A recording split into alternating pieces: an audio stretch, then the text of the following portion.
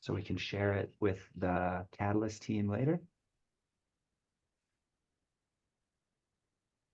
And I'm just getting the proposals up. Thanks, Roberto.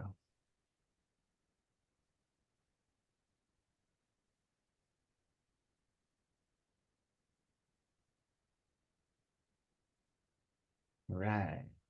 Well, hey, everybody. And thanks for dropping by this after town hall session. My name is James. I'm one of the co-founders of Gimbal Labs. I was a participant in Fund 1 of Project Catalyst and have been meeting people and learning in this space over the last few years. We do have a bunch of members of the Andamio team and the Gimbal Labs community here. Anybody else want to give a quick hello?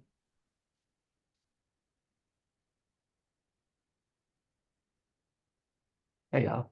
Waves are nice. But feel free to jump in if anybody has questions or wants to give an intro at any point. Tudor, yes, what's up? Hello, guys.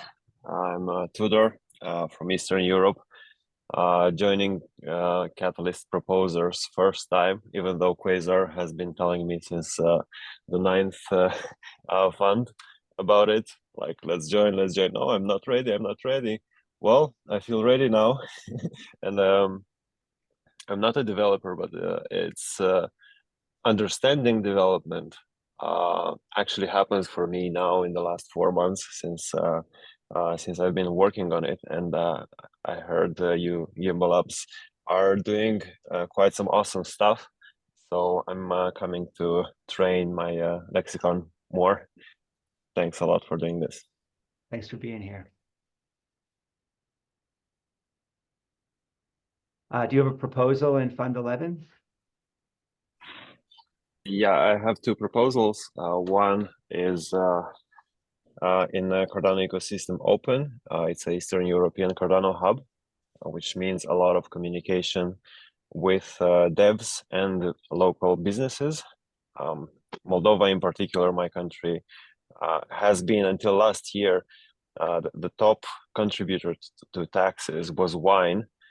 And since last year, it's IT. So I think I'm in the right spot to do this right now, because a lot of subsidies and help from the government. So hope to get stuff going. People are hungry there. Salaries are quite small, wages are quite small, and they could step up with some new decentralized tech. And the second proposal is about supply chain tracking and storage monitoring for wine in particular to start with. And that's a very complex one, because at the moment, you know, it's hard to do many updates. If you have a wine collection of 10,000 bottles and you want to update them all, you're going to go broke in, at the 10th update. So funny enough, I was able to communicate with the Hydra team and understand that they're open to mend stuff in order to allow new projects to find utility in Hydra, because congestion is coming. Mhm. Mhm. Please do drop some links to those proposals in the chat here so people can check them out. But it's kind of timely. Two of the things I just heard you name are a connection to place and how you're building up local hubs, and then to this orientation towards real problem solving. You're looking at a real industry with a problem of origin to solve. And you just illustrated for us how that leads to further technical problems. And that's really what we're focused on. So before jumping into Andamio, a quick intro to Gimbal Labs. Basically, we are a pretty loose collective of people who get together and figure stuff out together. We've been learning Cardano development, but it's not always limited to that. And we provide free community education Our Plutus PBL course, you can look at it at plutuspbl.io right now.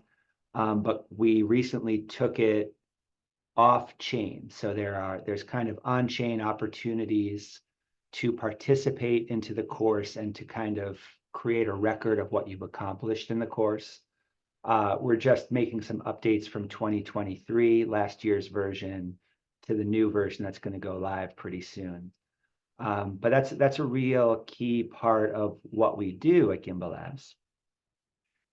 Earlier today, we had our third out of 6 meetings to collaboratively define a primary driver to kind of help us all rally around the work that might be coming up. And that work will continue. But a big part of what's coming out of that, one of the words we came up with earlier today is the idea of being replicable. We want to create spaces that anyone can take and create a copy of in a local environment, or even, with people in your community. And so there's been some nice conversations about that, and I think that's going to continue. On the education front, it's not just about providing free education. We do have goals and intentions for doing this. One is, it is a great way to meet people. So a lot of productive collaborations have formed between people who met by studying together and learning Cardano development. And it gave us a chance to prototype a platform for delivering learning experiences. The very first Plutus PBL cohort was just people meeting informally and talking about projects that we wanted to work on together. Then we refined the course into something that we delivered in an existing learning management system called Canvas. And it was pretty good. We were happy enough with some of the results, but a lot of that work led towards an understanding of how we might design a blockchain native learning management system from the ground up. And we delivered last year's Plutus PBL course in a prototype of that platform, which is now called Andamio. A quick word about naming. We're called Gimbal Labs because our blockchain's namesake, Girolamo Cardano, he was a 16th century mathematician, for anybody who doesn't know. But one of the things he's famous for is talking about gimbals and defining them mathematically. So this is a direct connection to the Cardano ecosystem. A gimbal is is like a ring with bearing on the sides of it that allows you to balance. And so gimbals are used in video production. And if you connect 3 gimbals together so they can all rotate about different axes, you've got a gyroscope, which can be used for balance and navigation. We've been trying to continue to build on these kind of physical metaphors by launching the Andamio project, which is one of the projects to come out of Gimbal Labs over the last few years. And a team has really been coming together to start to deliver it. Andamio is a Spanish word that means scaffold or scaffolding. And scaffolding is an educational concept that we've really been rallying around. It's the idea that if you're a teacher, your goal should be to help learners to the point where they don't need you anymore. Just like in a physical construction project, we use scaffolding to help build a building. And when the work is done, the scaffolding is removed and you see a beautiful building standing up all by itself. This is a concept that has a long history in education, and teachers around the world, they learn the concept of scaffolding, right? They learn how to build a lesson and how scaffolds are provided for students so that they can practice what they're learning and eventually stand up on their own. Any questions about Gimbal Labs or just that intro to these words before I keep going with Catalyst proposals? I have a question, and you might have already said the answer to it, but Gimbal Labs has been doing so many things, and I've I've met Gimbal Labs through some people. And could you tell me, like, I'm 5 years old, what is Gimbal Labs? Just like simple. It's a timely question. So it really is a loose global collective, okay, of people who come together to learn together. There's really not a formal business structure. There is a Gimbal token, but its tokenomics are long term and very much on hold right now. We'll see if we come back around to those. And more than anything, it's a provider of spaces where people can come together to make sense of ideas. Now, we've developed a bit of a reputation, and we would like to formalize what Gimbal Labs is. And so here, just hot off the presses, I'm not going to share uh, uh, all of our work right here, but right here, this is a why statement or a driver that we just defined today. And so we could say, hot off the presses, the goal of Gimbal Labs is to provide open, replicable, safe spaces to learn, explore, and empower individuals and organizations anywhere so that we can solve meaningful problems. This is a big driver, and it's really easy to say all of these words. But now our goal over these next, in 2024, is to make sure that we're really embodying the work of providing open and replicable spaces where people really do learn. And one of the things we want to talk about in this presentation today is that, hey, we've got blockchains now, right? Blockchains can serve as a public record of whether or not we're doing this. Are people actually learning in the spaces that we create? Are individuals actually empowered? Are problems actually getting solved? It would be really, really easy to build an organization that said it was going to do this, but didn't really deliver on it. And our intention is to use the technology that we're all learning how to build on to take this very, very seriously and to bring it to life. Not only that, but to be held accountable to this in the long term by any kinds of stakeholders.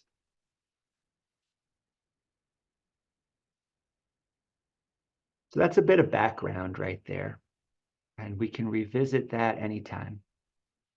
But let's take a look. I'm just going to pull up on the screen the link that Roberto just shared in the chat.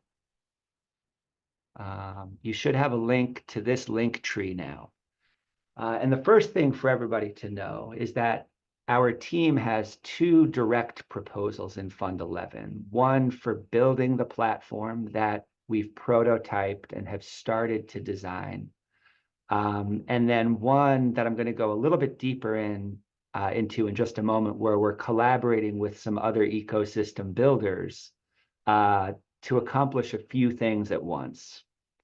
But before even getting to those, down below on the page, these are all different Catalyst proposals of collaborators we've met in the Catalyst ecosystem who, as part of their proposals, intend to use the Andamio platform that we're building right now.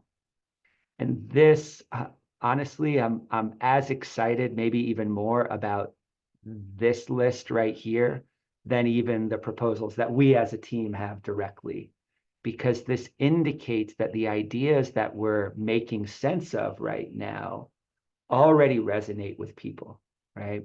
You can't build a business without validating your hypotheses in a community. And we've been validating our hypotheses. And this is proof right here that the direction we're trying to go does resonate with these other builders. So I'll leave this to everybody to explore.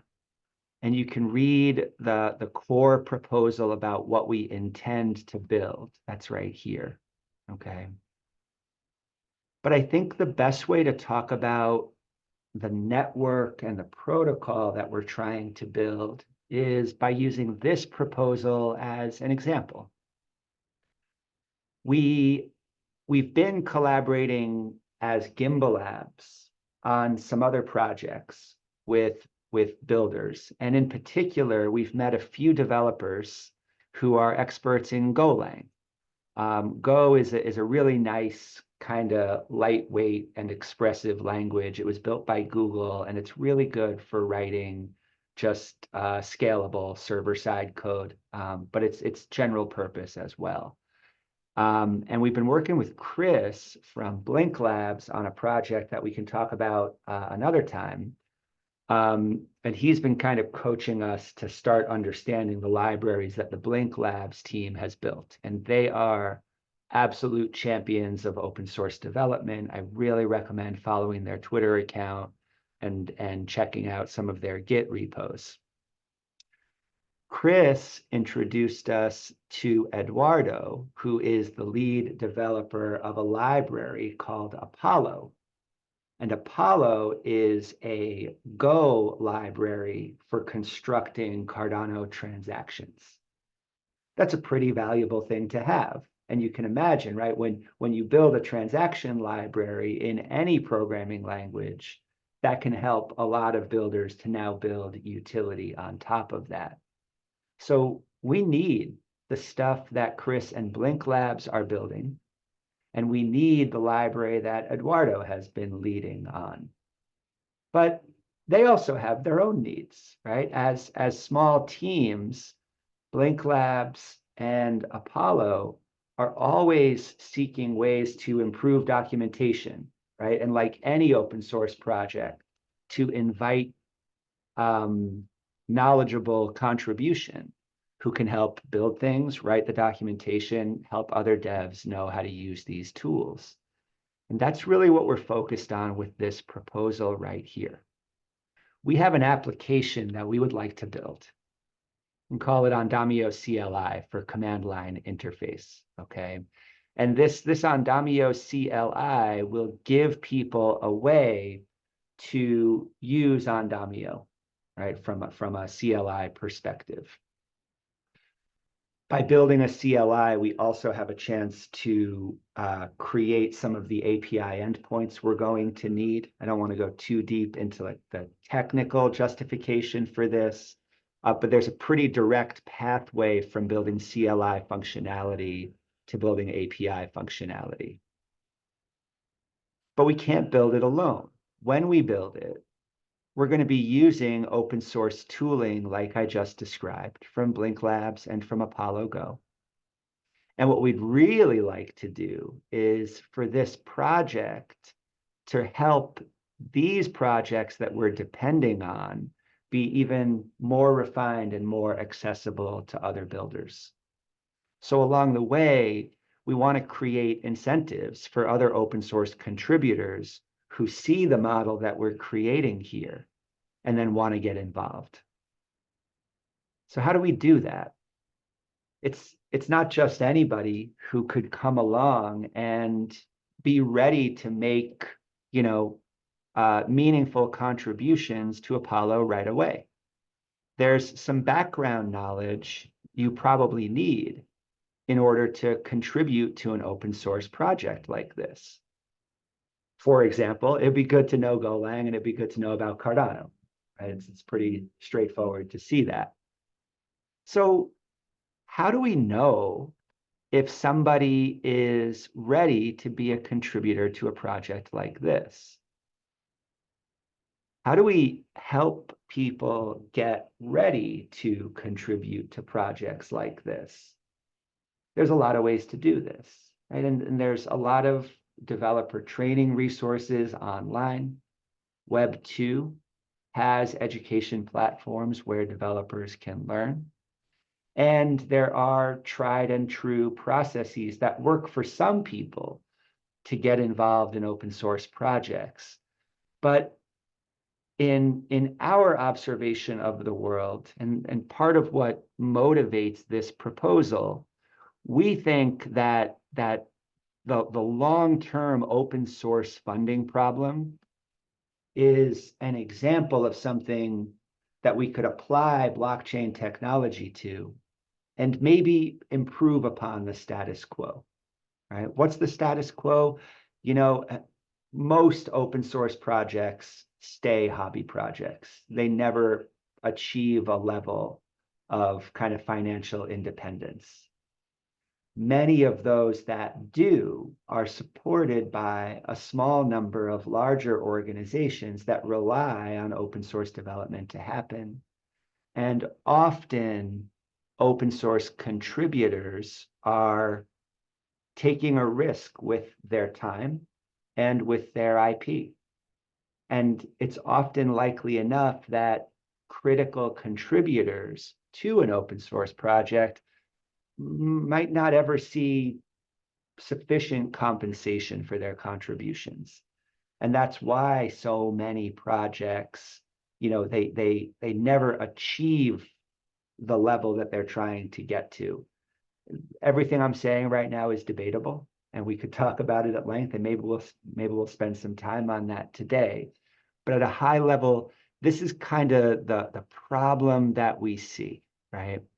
And we want to find out if we can shift the economics of open source development a little bit by using A, the technology that we're all learning to build upon, and B, the processes for helping people learn the skills they need and meet with each other so they can start to collaborate on projects like this. So let me pause here for just a minute. Does that raise any questions for anybody, or am I squeezing your mind grapes in any reasonable ways that help you ask, you know, does this get you going in any direction?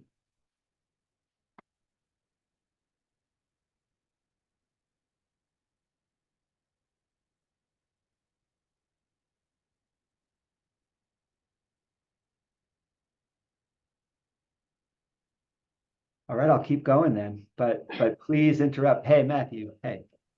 Jason, I wanted to ask how, I'll take the bait. How does blockchain solve the funding problem for open source software? You know, What's your goal there? so the short-term answer is we have a specific project right here. And what we want to do with this project is achieve our goals of building Andamio CLI, but at the very same time, including a budget line in this proposal that serves our team for serving the broader community with better documentation, and by taking on the leaders of the open source projects we rely on as advisors to the project. Okay. Now, I don't know how much all of that scales, right? But I think that by doing this experiment with impact funding like Catalyst provides, we can at least set an example that could be replicated. And I trust that we're going to discover things through this process that give us kind of a better and farther reaching answer to your question. Okay.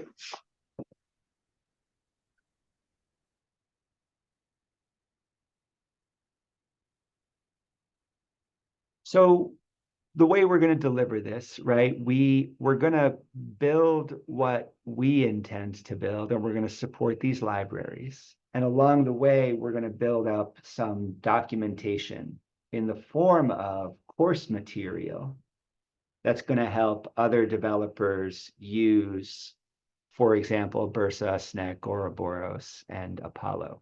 Okay. And you can click on any of these to kind of see the Blink Labs repo. And you can also browse their broader list. You can see there's a whole bunch of code here that serves all sorts of different purposes. Okay.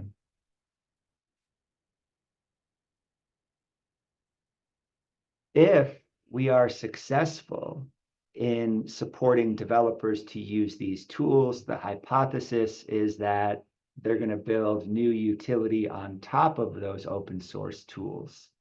And this is one of those spaces where we might discover that better longer term answer to Matt's question, right? If we can help more devs build on these tools and see the value, well, ideally, as we're all starting to create a tokenomics, right? All of us are familiar with like the standard issue pie chart that any organization with a tokenomics puts in their white paper or on their landing page to talk about funds distribution, right? Why isn't open source dependencies a standard part of that pie chart? It could be. And we could show that, hey, we depend on this global community to build what we're building, and therefore we would like to incentivize for that. That's kind of the money part. But back to where I started here was this question of how do I know that somebody is qualified to contribute here? And in some ways, this question is already answered, right? Hey, if somebody makes a valid pull request to my repo, and I review their code and I see, hey, all of that works. Well, that's pretty good evidence, right? But still, that's local evidence. That evidence, first of all, it applies most meaningfully to the project that's being contributed to. There is something like a global state in that evidence in the form of like a GitHub user record. But here we get to kind of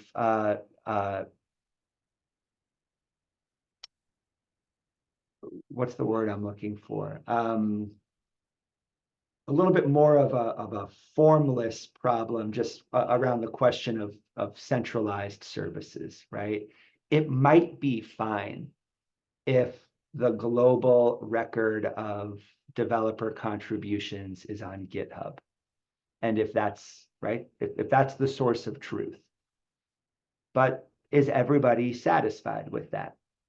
And what if I have a long history of contributing via GitHub? The record of my contribution is there.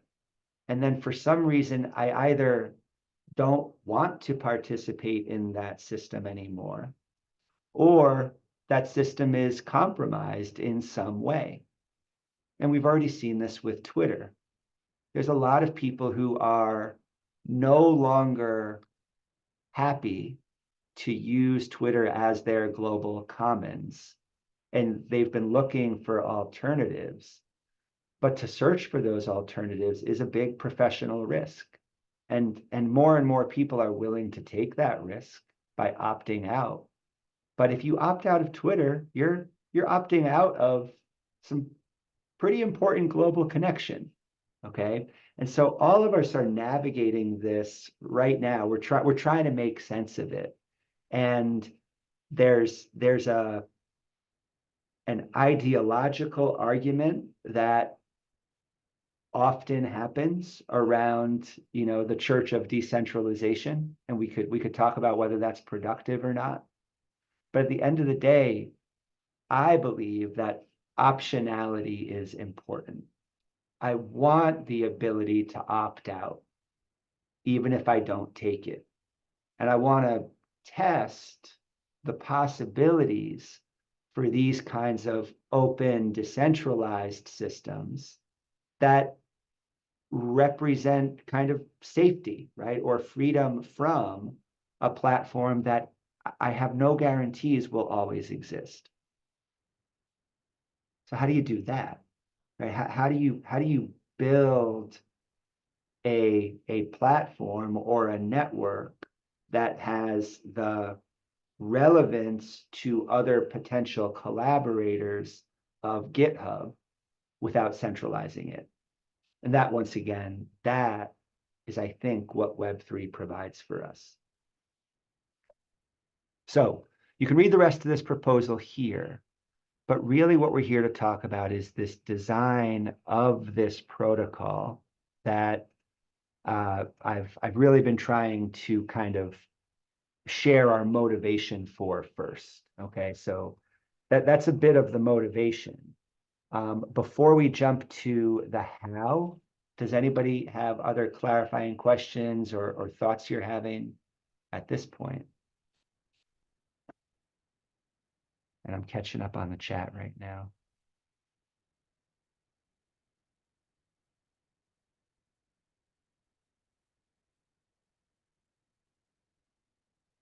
Yeah, thanks for mentioning my project also on your page. I didn't know that. And yeah, also thinking about other platforms as Twitter, but I have no clue. We should build something maybe based on Web3. All right, so this is where it gets really interesting. Building a Twitter clone Yeah.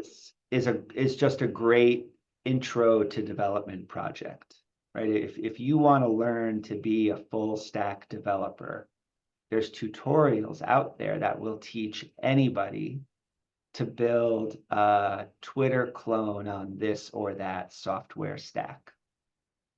Additionally, the work of designing how that might connect to a blockchain, that's ongoing work. And I think a lot of people have published great ideas about how that might work. And I think if we dedicated our time here or at a live coding session or at a playground to building, Twitter for Web3, there would be no shortage of ideas. So if it's that easy to build the software, what's the value of Twitter? Yeah, the users. Right? The network, the people using it. That's where all the value is. So what do you need to build a network?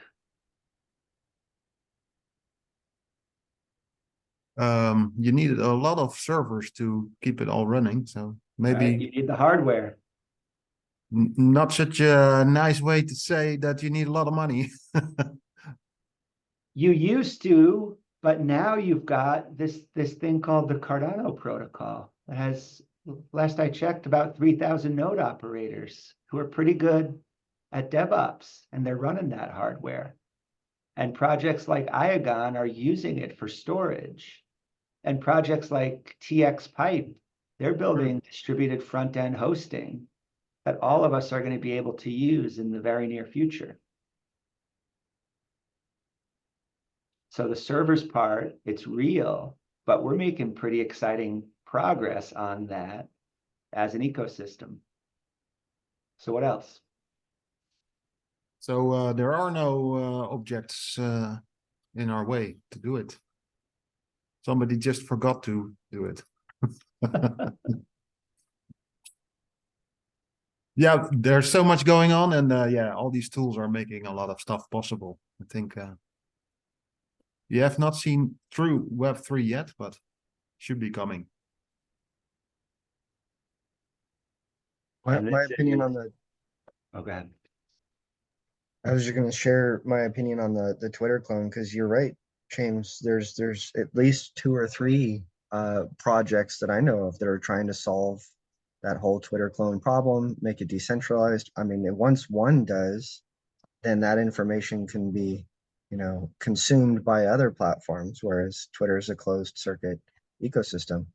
I think the problem, in my opinion, is that that community, those 2 or 3 projects that are working on it are not really collaborating, and they're not maybe necessarily reaching out to the community to see what are the needs and requirements of the community themselves.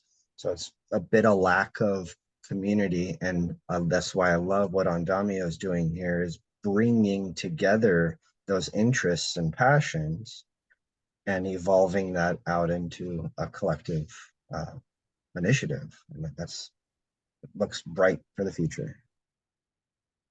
Thanks, Curtis. Do you have the names of these 2 projects, or? So Jack Dorsey left and got behind another microblogging platform. Do I Blue date Sky. Do I use, yeah, Blue Sky? Okay. But then my understanding is that he also then moved on from that to really engage in the Nostr community. I need to check my sources, but if you've never looked at Nostr, I really recommend it. I'm putting the word I'm saying in the chat here.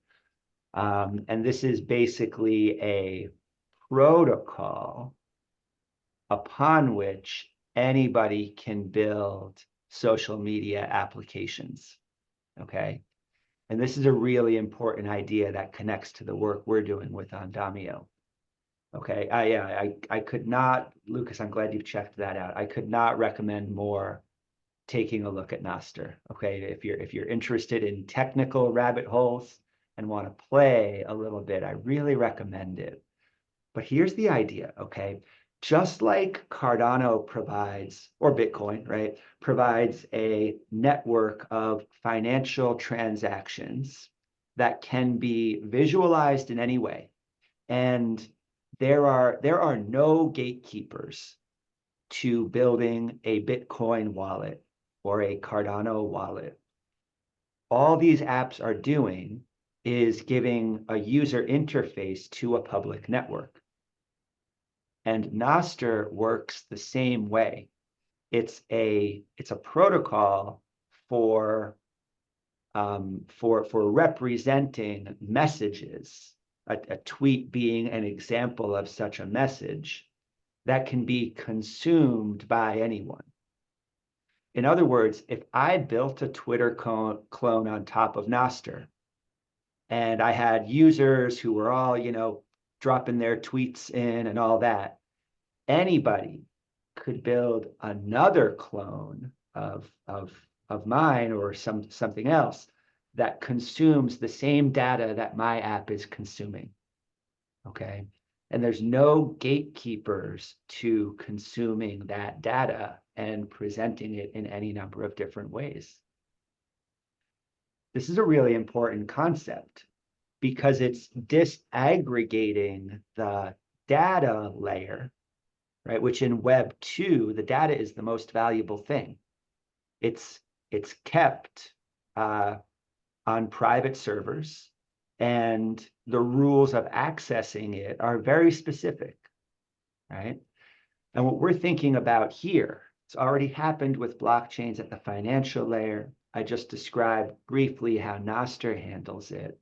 And this is a pattern that can be repeated by anyone for any use case. You can build a protocol where the data is an independent entity, right? It's a separate thing. And then you can have anybody building interfaces or applications on top of it. Any questions about this concept?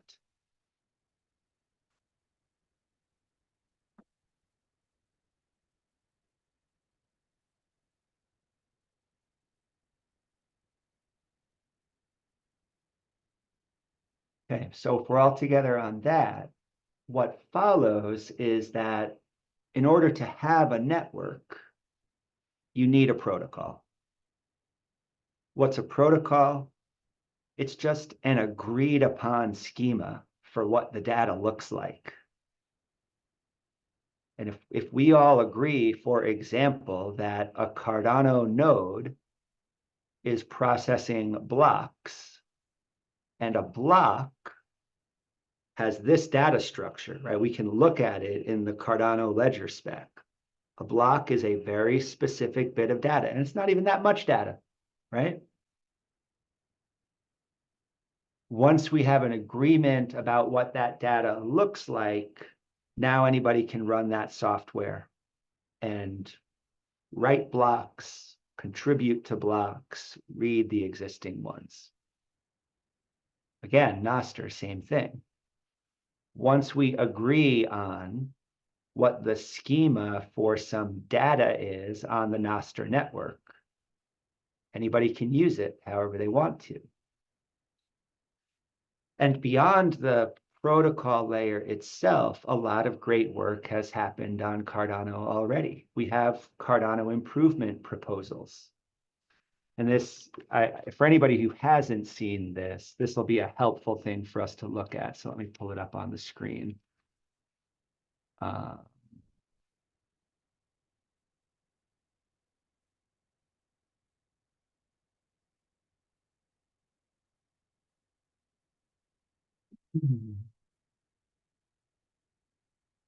This is the Cardano Improvement Proposals website, sips.cardano.org. And we can put this in the chat.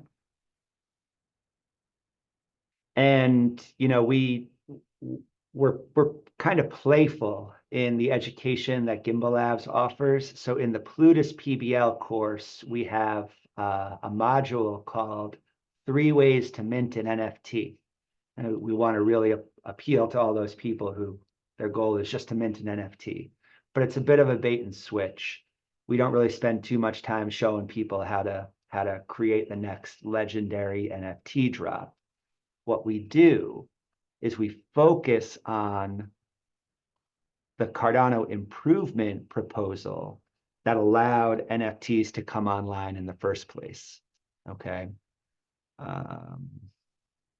Oh my gosh, what is the number of the, now I'm forgetting. Who can help me out here? What's the number of the NFT SIP on Cardano? I usually know 68, this. I think. What is it? Not 68. 68, is it? Well, 68 is the newer one. Is And we it 30, 37 or something? 30? No, 25. 30 is Oh, one. 25. Yeah, here it is. Okay, media token. Sorry, that's why I was confused. And so if we look at this standard, right, all this is doing is it's providing a standard for what? For how data is represented in on-chain metadata. And that alone is what enables the entire Cardano NFT ecosystem to exist. So when I talk about the schema or the structure of data, this is an example of what I mean for a use case that I think a lot of people have at least some familiarity with, okay? To mint an NFT, I need metadata with this key where the policy ID is now the key for an object that has a name and then some other information. Why do Cardano wallets work to show my NFT? Or why can I go to a tool like JPEG Store or Pool PM and look at pictures of my NFTs? Well, it's only because everybody participating in that ecosystem is representing NFT data like this. And then because tool makers built interfaces that read data in this format. This is such an important concept. Tudor, what do you think? Yeah, so practically, if you mess up this string or whatever you call it, if you do something differently, then JPEG Store is not going to show your NFTs and so on, right? Right. Okay, thank you. Yep. But is anything stopping me from saying, you know what, I don't like the 721 standard. I'm going to make a new standard called 722. And anybody who replaces 721 with 722, they can use a different data format. Is anything stopping any of us from doing that? Absolutely not. But just like the Twitter network, right? The more people who agree to use a standard, that's really where the value is. This is relatively trivial. Its value is that so many people have agreed to use it.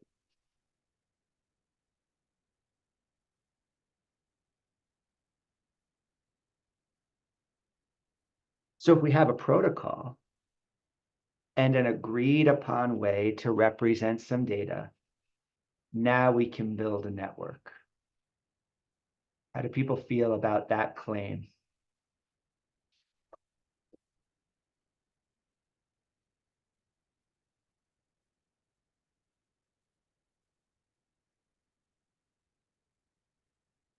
Is that the goal? The goal is, okay, so yeah, actually, that's a great question, Rohi, thanks. For the Andamio team, that is the goal. And to be a little specific about it, our goal is to provide an open network where people can learn things, right? Whether they're learning something brand new, that's funny.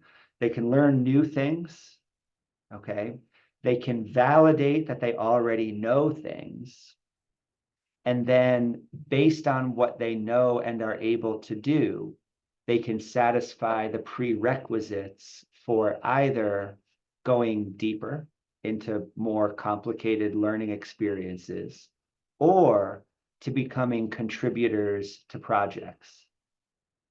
And if I'm contributing to a project, there ought to be a mechanism for me to A, get rewarded for that, and B, to earn some further.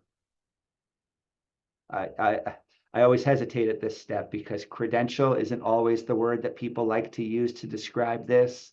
And reputation is an imperfect word. We're still trying to figure out what's the best language to use to talk about this. But if I just use the words credentials or reputations as placeholders as we continue to refine the language we use, I hope that's okay, right? If I'm a contributor, I would like to earn rewards and build up a reputation, okay? And that can happen across an open network. Once again, if there's an agreed upon way to represent these things.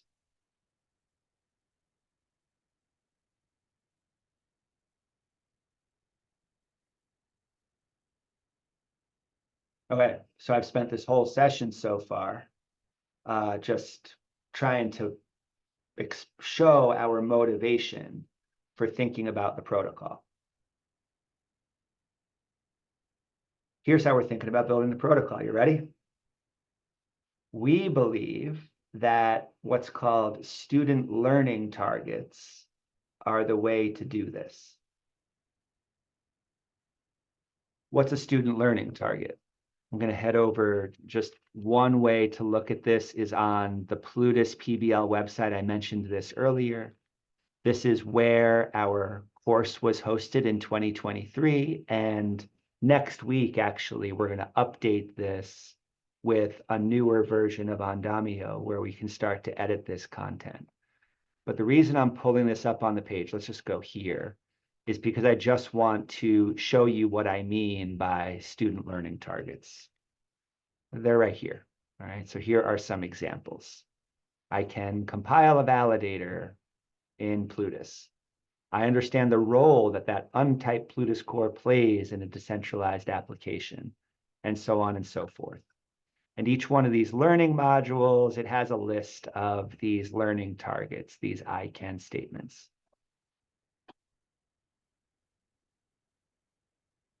Another place that I can statements are used, by the way, is in software requirements, right? When we talk about user stories. But for here, we believe that we can build a protocol on top of learning targets that does a couple things. First of all, by making learning targets the atomic unit of the protocol, we express a pretty strong opinion about what we intend for the protocol to accomplish.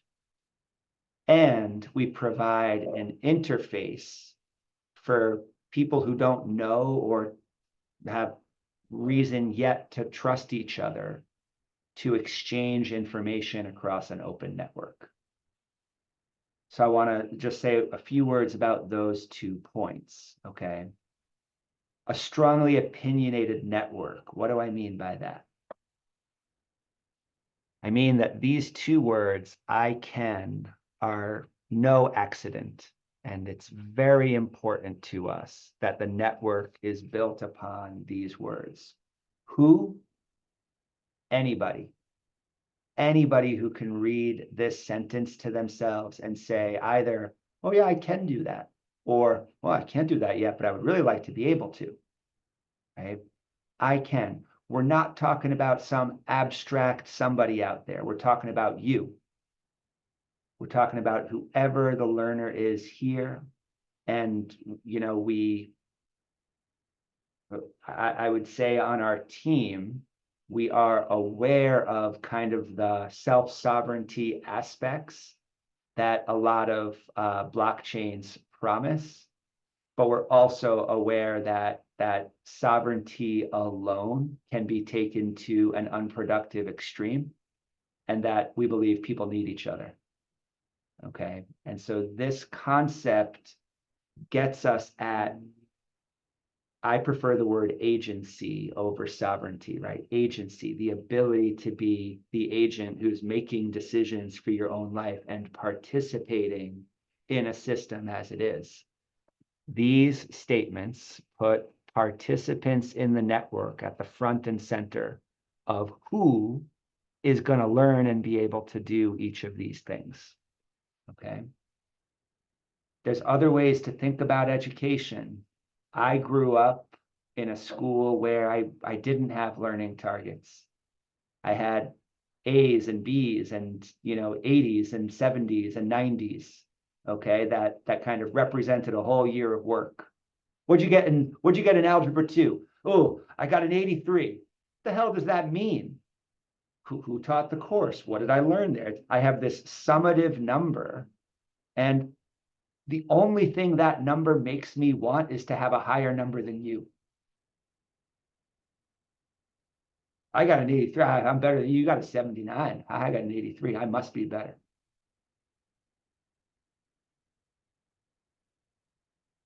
If that same Algebra 2 course was represented by a list of learning targets, we could have a more nuanced view than that. It's not about the summary number that somebody gave me, right? That somebody higher up in the hierarchy than me determined that me as a student was getting. It's a list of the things that I learned to be able to do by taking that course. That's much more interesting. You got a 79 and I got an 83. Compare that to, ooh, I'm pretty good at this thing and this thing right here, but I can see that you are pretty good at this thing and that thing right here. Want to collaborate? Now we're no longer competing to have a higher number or letter on our record.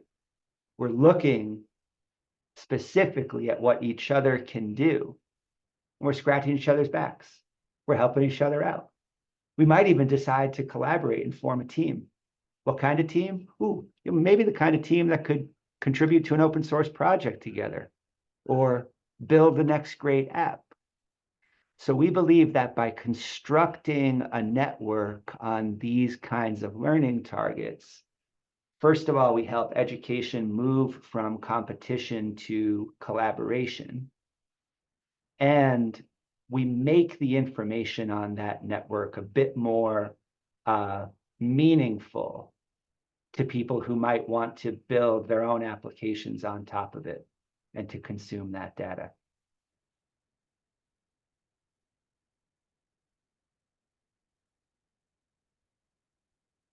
It goes a step further now. Gimbal Labs claims to be teaching a course with these learning targets. But are they any good at it? If Gimbal Labs creates an on-chain record that somebody knows how to do these things, do they actually know how to do those things? Is there any proof of that? Whatever the answer might be, we would rather have a network providing the answer than any individual party. Is Gimbal Labs actually teaching these things? Well, here's an on-chain record of the learners who have on-chain evidence that they did learn these things and who then went on to contribute to these organizations. Here's an on-chain record of how this network of learners was able to make contributions here or to any of these projects here. Is Gimbal Labs good at teaching these things? You decide. Here's the on-chain evidence of what people have done with this knowledge after acquiring it. And the truth is, most organizations aren't good at everything. Ooh, you know what? People who learned these learning targets at Gimbal Labs, they're really good contributors. But you know what? I hired somebody to get some of these things right here done. And as it turns out, they weren't very good at that. Right? It's not organization A is good and organization B is bad. It's that everybody's always trying to improve. So ideally, Gimbal Labs would say, well, hey, there's pretty good evidence that we're doing a good job teaching these things, but clearly, as the on-chain evidence shows, we need to get better at teaching these things. Now we, as a provider of education, we're no longer at the top of a hierarchy, but we're part of a process of continuous improvement.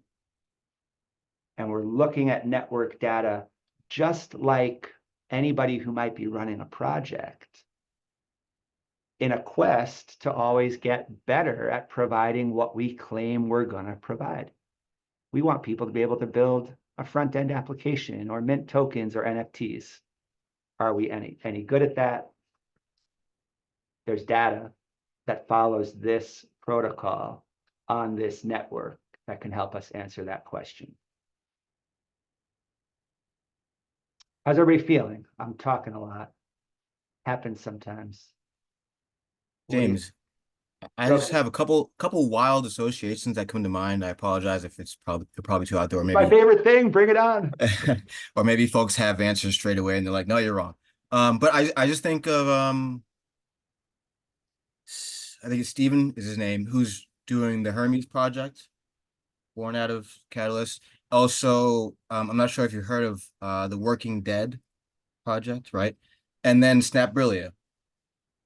And I wonder if like this might be something that all these can sort of collaborate on, or if you guys have touched base with them, or because maybe there's some things that could be, you know, some information or some teachings or learnings that could be swapped here. 100%.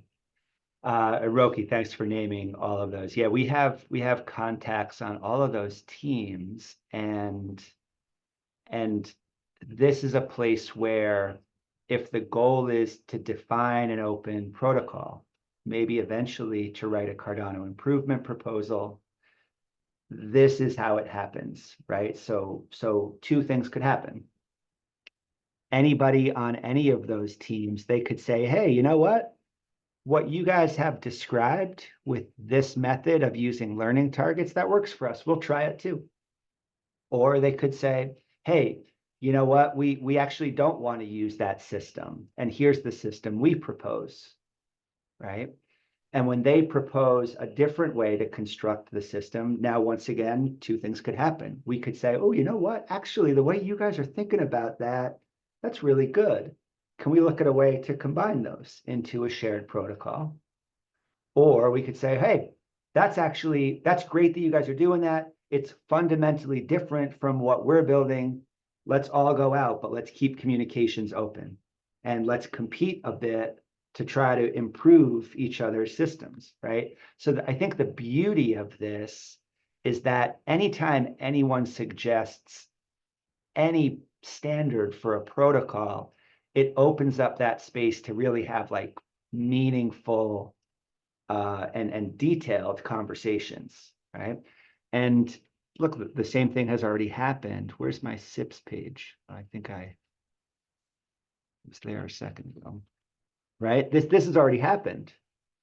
SIP 25 got us as far as the NFT ecosystem, but then people realized that metadata, A, was not readable by Plutus contracts, and B, was hard to change. So another standard emerged, SIP 68. And SIP 68, if I look at it, it actually, there's a few parts here that look similar to the metadata standard. Well, there's not an easy way to, there's stuff here that that is common to the SIP 25 standard, but there's also some new innovations here, right? And so SIP 68 and 25, they do coexist, and maybe they help each other move forward, right? And so one of the best things that could happen, I guess there's a few best things that could happen, right? One would be, Roki, those three organizations could say, hey, we like that standard, we'd like to use it too. Or another thing that could happen is they could write something like this: hey, we propose to address the shortcomings of what the Andamio team is proposing, and here's how we're going to improve upon that. Either one of those, I think, is a successful outcome. We have some in the implementation, we have some fundamental differences with how some other educational platforms are being put together. But I hope that I think there's enough variety of what people want that we're going to need these different approaches to building platforms, right? So I took a look at the Worked platform, and it's beautiful. It's right. It's really it's a compelling UI. It's super engaging to look through. It meets my expectations of what a course platform might be, because I can draw a direct line from what, say, Udemy or Coursera provide to what I'm seeing on Worked. I could take or leave the concept of the Working Dead. I'd rather not be Working Dead. So maybe the branding I would argue with a little bit. But I think they have a good story to go with. Right. Yeah. I think sometimes I mean, fortunately or unfortunately, depending how you see it, it can be as easy or as simple as the presentation or the UI. Yeah. And they have a very compelling one, obviously. Yeah. But I want to go back to this point, right? Remember the idea that now that the Cardano protocol exists, anybody can build a wallet on top of it. And when we talk about building a network protocol for education credentials, we mean this in the very same way, okay? So whatever an Andamio app looks like, one of the first things we're going to teach people is how to build their own. Hey, the network data is here, but you want to present this in a different way for your audience, right? You're somewhere in the world where these are the expectations for branding. Go for it, do it, right?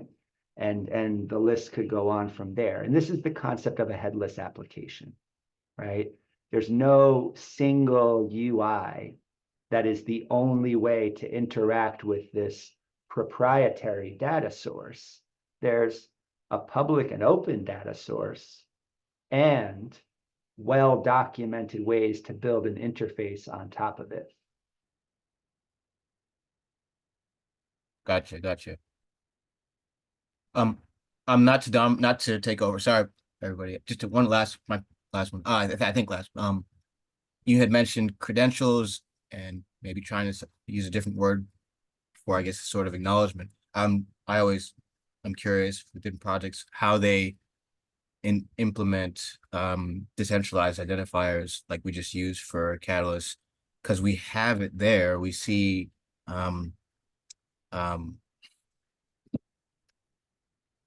oh, I'm forgetting the name. I apologize. But anyways, we have it there. We see that it seems to be working and functional, but we just seem to use it to check into a Catalyst. But I'm wondering if any other products would incorporate these things off the jump. And this seems to be, you mentioned it.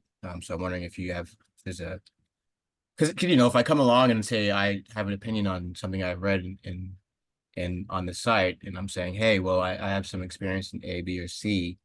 It would be cool to have a direct reference to, yeah, I went to the thing here, XYZ, and yeah, so you could check my did. Yeah, see, and that's why I have a valid opinion here. I'm just thinking out loud. Sorry, everybody. Thanks. Beautiful. This is great. And so there's the concept of a did document, right? That's an attestation to something. And then there's the connection of that did to a person. And there's the question of what that gives me access to, right? And as it turns out, you can get plenty of functionality without necessarily connecting an on-chain token to an identity solution. Okay. And so without DID integration, what Andamio already provides is the ability for somebody to say, hey, if you want to do module, let's go back to the Plutus PBL course, right? If you want to start module 301 in this course, there must be an on-chain record that you finished module 204. That's an easy validator to write, okay? But validating that the token holder finished 204 and can therefore do 301, that can be completely separate from their identity. You see what I'm saying? Yeah. And in a similar way, right, we could talk about educational prerequisites from one module to the next, or from one course to the next, or from, say, a course to a paid opportunity to make contributions. Okay. Any of those might be the case. And once again, we have all that functionality without identity. The question is, what are the benefits that we get by being able to say, oh, this person is the one who did module 204. Okay. So we are working on those integrations right now. There's a couple of different options for connecting what I'm describing to identity. But we've also been, we really want to have a strong why for finally implementing that connection between identity and accomplishments.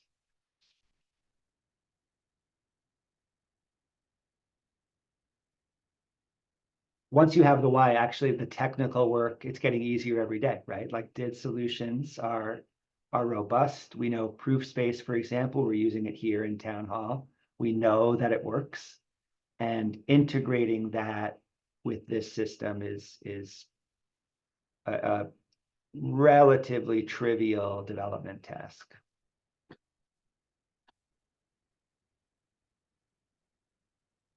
So I gave a dumb question. Oh, Just no, kidding. that question, no, that's a legit question. Sorry, I didn't mean to say it that way. No, I think it's really important, but I just wanted to give kind of that frame for what's possible already, right? And thinking about why we need the identity part, because I do believe we need it, right? For example, I would like to be able to meet somebody just out in the world.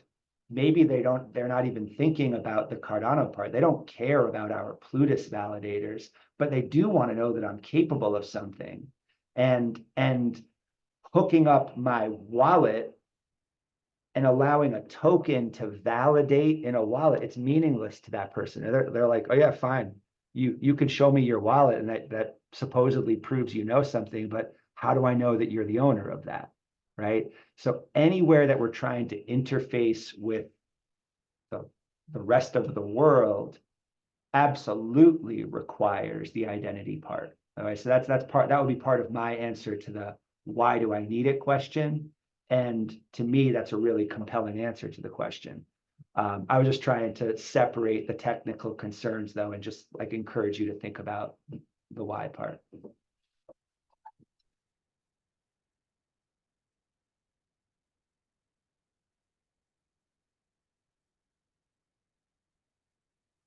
So we're going to try to build this protocol. What do you think?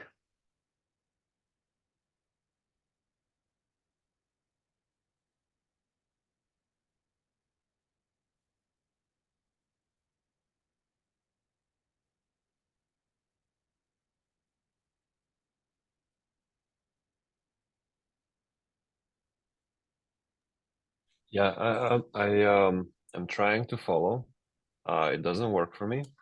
So I'm gonna say some questions that you probably either talked about or they're very newbie. Are you now talking about the Project Catalyst proposal Ouroboros, Cardano Ouroboros protocol server support in Golang? Good question. Okay, so in order to build kind of the software we need for people to interact with the protocol I'm describing here, we need tooling like what Blink Labs has built. Okay, okay, I'm getting it.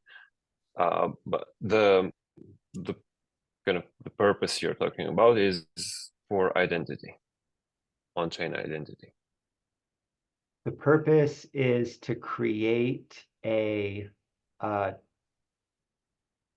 verifiable trust layer around what people have learned and are able to do, so that they can take that to people they haven't met yet. Okay.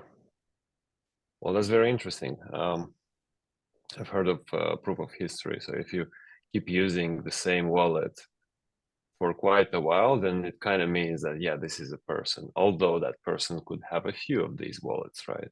Mhm. So you have to break your mind into pieces, put it together back again, and not only yours, in order to come with some tricks in order to have a better system. And still, it's prototyping first, I don't know, 100 years or at least a few. Nice, nice. I have a question about the modules, the lessons. I understand now that you were using this just as an example, but I really have a question about them. So some of these modules are ready to start like studying them. And This how does this work? 100%. So this content, we didn't take it down. Okay, so you can jump into the start of the course where you can start reading through these lessons right here. There's video to accompany many of them. And we've been using this since March of 2023 to teach developers Cardano development. Okay, what's changed is that if you look at right here, so we teach you how to connect a wallet to the test network. We don't want people working on mainnet while they're learning. We teach people then how to get test ADA on that test network so they can use it. And then we show people how to mint a token into their wallet that here's it. It's based on SIP68 that we just looked at. And this is the token that people were using throughout 2023 to gather an early version of the type of credentials that I'm talking about here. Okay. And you can actually see the results of this. If I go over here, you can see that 235 of these tokens were minted. I can see that people gave themselves aliases on chain and everybody completed a certain number of modules. And this is a really basic example of what a credential might look like. Okay. What's turned off momentarily right now is the ability to mint this token right here. We took that down at the end of 2023 to get ready to provide the 2024 course. So anybody can still read all of this content, but you can't actually interact with it for this moment. So this is out in the open, I see, and it's in English now, right? Only English. It is translated into, and I got to double check the state okay. of these translations, but yeah, we've got a few other languages here. Okay. Okay. Because I'm probably gonna need that, but in Romanian and Russian. Ooh, we need a team to build those, but we're continuing to try to build pipelines just to engage with teams globally who want to take this content and localize it. I think tutors is it for now. Yeah. To learn it in English and to translate it then. I wasn't going to learn coding, although Yeah. it looks quite interesting and much more doable now. After the last hour of looking into plutuspbl.io. But I had a third proposal that I scrapped before the time when they would have been set in stone. It was translating and creating content in Romanian and Russian. And I still want to do it, probably and hopefully in Fund 12. And I kind of found the base now. Yeah, this is really cool. And the way you kind of approach, like I can, stuff like that, it's amazing, man. It brings up hype in me. Thank you. One of the best compliments we've gotten from people once they're in the course is that they feel like they're playing a role-playing video game. Yeah, I got to do the next lesson. I got to do the next thing, right? It's the same level of engagement, and that's, man, there is nothing more exciting than hearing that. There's a link to the Gimbal Labs Discord here on the Plutus PBL site. And he's not here right now, but one of our dear friends in Gimbal Labs is Russian and might be interested in working on a translation. He wears many hats, Alex. But if you came along and said you were interested in maybe starting to spearhead some work like that, you might have a collaborator already there. And shoot, I just wanted to say that actually in this room, you're the only person I've met physically in real life at the London event. So very nice to see you. I run Fluid Pool. So I'm really, really chuffed you made your way here. Gimbal Labs is an awesome space. I've been hanging out for nearly 3 years now, probably. And the people, the education, the enthusiasm from everybody all the way through is just phenomenal. So you have landed well. Come on in, learn to code. Yeah, now I remember how I met you, because the face was familiar, Jonathan. And yeah, I kind of see now why people. I kind of see now why people are speaking with such enthusiasm about Gimbal Labs, but I never got the 5 years old explanation that I got now in the beginning, and it's really cool. I'm still gonna try to deliver code, but not myself. Like manage the deliverance of code and new stuff. Because I don't know, I'm feeling like I could do more impact this way. If I start, I'm gonna learn this, but I'm nothing close to a full stack developer. So it's gonna take me probably years to start doing something good.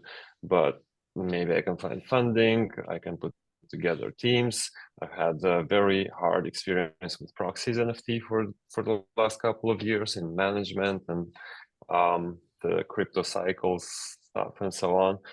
But yeah, I mean, this is the tool to use in order to onboard developers, and if needed to be translated to Romanian and Russian, I don't think this is too hard of a task. It's quite a kind of technical task. It's not like, will I be accepted in the university? No, I just kind of bring together the resources and ask them, do this, and it's going to be done. Thank you so much for this breakout room. Tudor, thanks for that, man. And I would be so excited to put in a collaborative proposal for translating content in a future round, 12 or beyond. So, you know, a lot of people have done a lot of work on a volunteer basis. You know, if you've run a major NFT project, you know this as well. And so this is, I don't want to rush into anything. Of course, I would be happy to if you found that you were just so excited to get started. But anytime we really value being patient and working when the time is right. And just from the dev perspective, I'm glad you talked about like writing code. This course, actually, we don't say it on the front page here, but it's really not oriented only towards hardcore developers. We've really been trying to build a course that helps people just build a comprehensive mental model of what you need to know to build on Cardano, right? And so maybe our target audience would be better described as like technical project managers, more than the on-the-ground coders. If you're already an experienced coder, there's great communities to go learn how to do that. And there's people who will take you under their wing and help you get involved in those projects. We've seen a lot of success with helping people just get a really strong big picture that they're then able to take with them into any sort of participation. You keep trying to convince me, and Yeah, that's right. I'm selling you. It's working. For the reason you verbalized it very well. For the reason of just understanding stuff deeper and to do management in coding. That's definitely a very good point. Harsha, what do you think?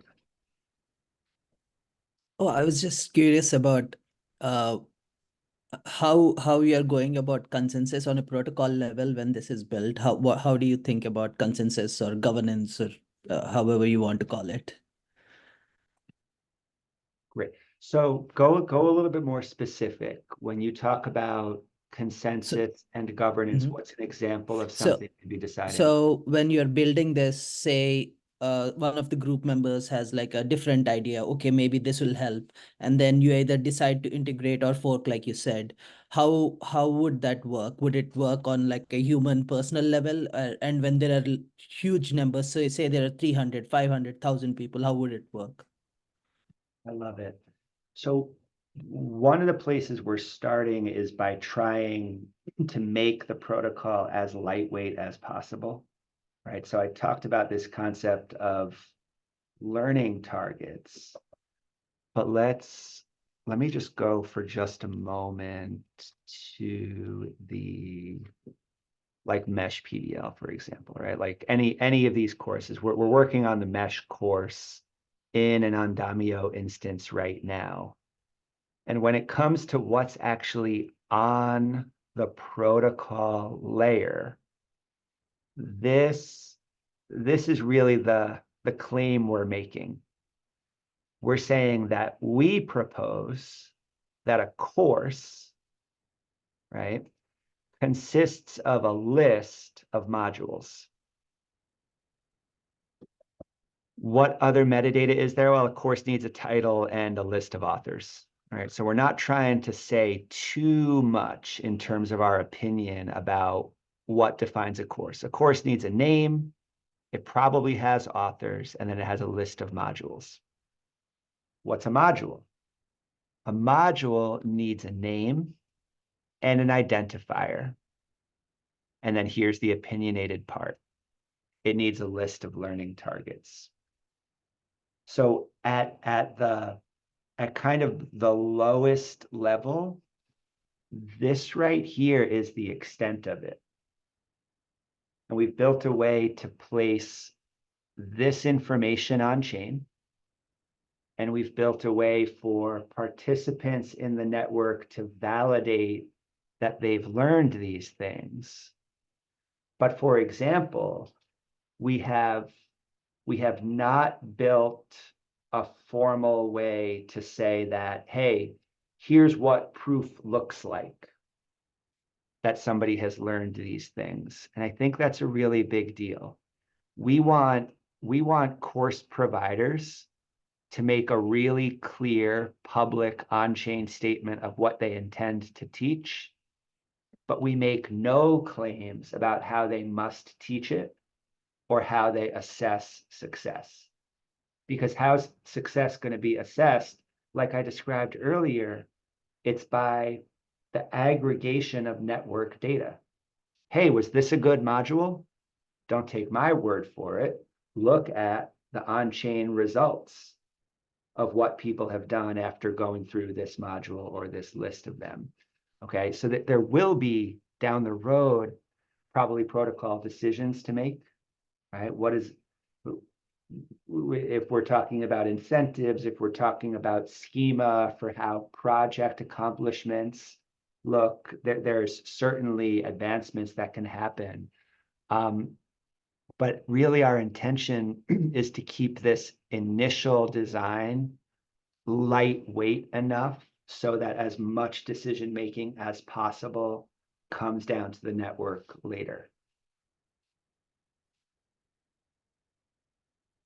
And then if anybody's unhappy with this structure, yeah, we can propose to change it, or anybody's free to do it a different way, right?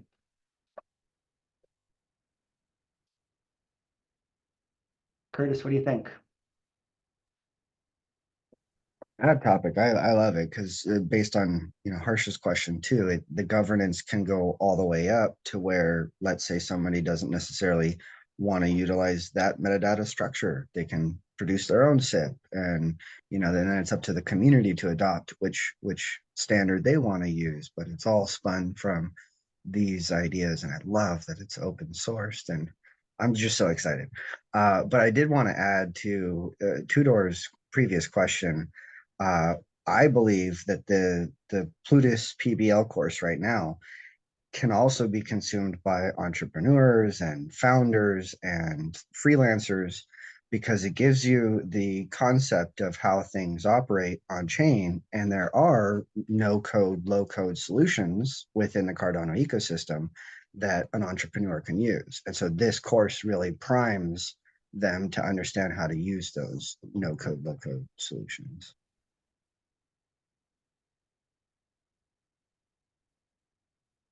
Nice, man. And yeah, I mean, as additional, like Kurt, Lucas has already built a course for non-technical folks, and is building out a whole business around how we share Cardano with people who for whatever reason have an allergy to be considered technical, right? Lucas, whenever I describe your work to anybody, I always want to emphasize the point that we're talking about people who self-identify as non-technical, right? And Yeah. and we're always trying to nudge them. Hey, you don't go out and say, I don't know how to read, and you shouldn't go out and say I'm non-technical in the same way, right? Yeah. Technophobes. Right? Technophobes. So there's a broader mission around technical literacy, right? Like I actually believe that 10-year-olds should know what JSON is. I really mean that, right? Yep. This is a data structure that is just part of our lives, whether we know it or not. And it's just not that hard to read. And if we taught young kids just a tiny bit about it, there, now you know what JSON is. No big deal. When you see it, don't get scared. Honestly, it looks like Cornell note taking. Bingo, right? There's so, and exactly the moment you start teaching this to anybody, they say, oh, wow, that's I've always seen those letters. JSON. Well, now I know what it is. It's like Cornell note taking. It's like X or Y or Z. You bring this to people, our metaphors for talking about these things become more robust, and then we can have better conversations about it. Yeah, I was teaching Excel on primary school, actually. I learned personally when I was on 6th grade, 7th grade. I was taking trainings in Excel and Access. I learned database structures like 1 to N and etc. On 7th grade. And it served me all the way to university. So it's like those data arithmetics that are really basic. And anyone eventually uses that type of thing if they're working, especially in administrative roles. So Excel, those types of notions are really basic. And what we do very often does not get complicated than that. I have a table here, these things relate to those things. It's a one-to-many. Yeah. You don't have to be a Haskell developer. It's okay if there's still a small number of Haskell developers, but everybody can read JSON. It's right. Yeah, I used to teach high school math, and with like the algebra kids, we would go on Excel once a week, and I would just teach them how to write formulas in Excel, and it was really cool, right? Writing a linear function and creating a scatter plot or a graph that has a linear form. That's pretty trivial in Excel, and you can do that, and then you can keep playing around from there. James, I think I recognize you as well from YouTube. Did you do some videos on Marlowe? Yeah, a long Okay. time Yeah, ago. yeah. Yeah, when I first encountered Marlowe, you were one of the first people I learned it from. But Oh, that's cool. besides Udemy, Oh my gosh. and so That like was when we talk about like the DIDs and stuff, I'm like, well, because Marlowe now Marlowe has great development going on, but when I took that course and when I was learning on YouTube, it's like, all right, well, now what? I don't have anything to kind of continue with. It's anyways, that little rant right there. Sorry, just about like That's awesome. having something that says, no, I did learn this, even if it's kind of I trailed off of it at this point. But like, but this would be helpful, that's why I think maybe that's why it resonates with me to bring up the idea of having something that says, no, I did learn this at some point. Because I saw your face, I was like, I think I recognize this guy. Right, that's a Sorry. really good point. No, that's Yeah. really awesome. And actually, just a plug, another thing we do at Gimbal Labs, and I'll just put the calendar up here.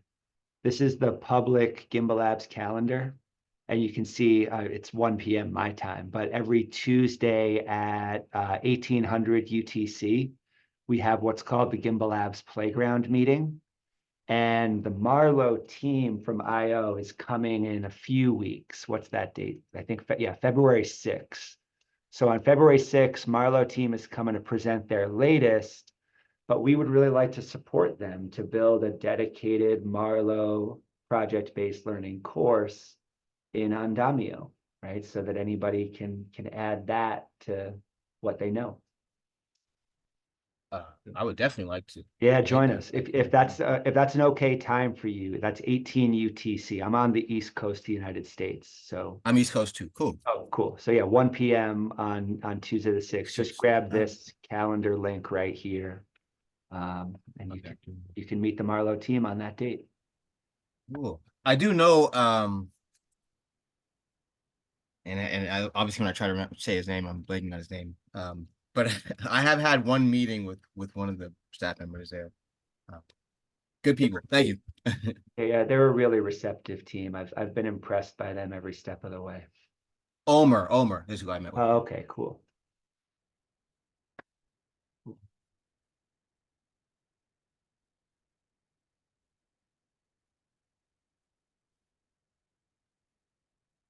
Curtis, thanks for these comments in the chat.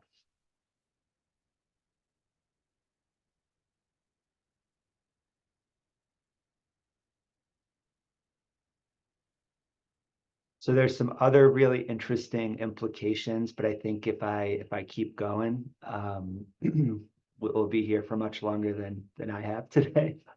But there's some, I'm looking like Curtis's comment, I would love to use AI to assist in translating, right? And then even the ability of, once we have learning targets, what this enables us to do in terms of knowledge creation. Okay, so there are some learning targets like this one that most of the mainstream LLMs are going to give you pretty good answers on. Next.js has been around for long enough. But there's new knowledge, like using Cardano specific stuff, that the LLMs can't quite help us with yet. And so these give us an interface for thinking about like setting priorities, right? In a world where brand new knowledge is a little bit harder to come by than existing knowledge that ChatGPT can help me with, how do we assess the value of lessons that help me with the new stuff? And so this would be a question like at the intersection of tokenomics and AI systems. And so that's something that we'd like to focus on moving forward. But that would be a byproduct of successfully launching this network.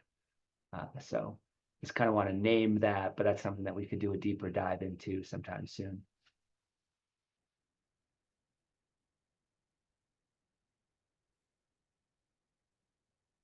All right. Yeah, I'll share this recording to the appropriate spot. I really appreciate the chance to talk about this, guys. Thanks for being here. Thanks a bunch, James. All the best. My pleasure. See you soon. Thank you very much. Thanks, guys. All right. Cheers. Talk soon, everybody.